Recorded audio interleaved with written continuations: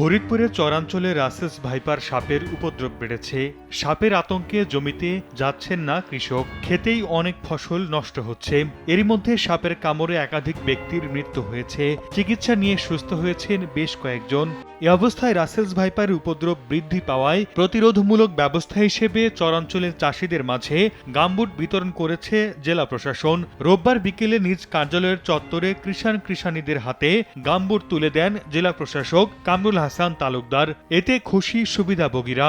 আর পর্যায়ক্রমে প্রতিটি ইউনিয়নের চাষিদের মাঝে বিতরণ করা হবে গামবুট, বলছেন জেলা প্রশাসক। প্রত্যেকটি ইউনিয়ন পর্যায়ে মাইকিং করেছি এবং আমরা হাসপাতালে পর্যাপ্ত অ্যান্টিভেনম মজুত করেছি এবং প্রাথমিক চিকিৎসার জন্য আমরা প্রত্যেকটা উপজেলা স্বাস্থ্য কমপ্লেক্সও সতর্ক অবস্থায় রেখেছি। সদর উপজেলার চরাঞ্চল, নর্থ চ্যানেল ও ডিক্রির চর ইউনিয়নের 2 শতাধিক কৃষকের মাঝে গামবুট বিতরণ করা হয়।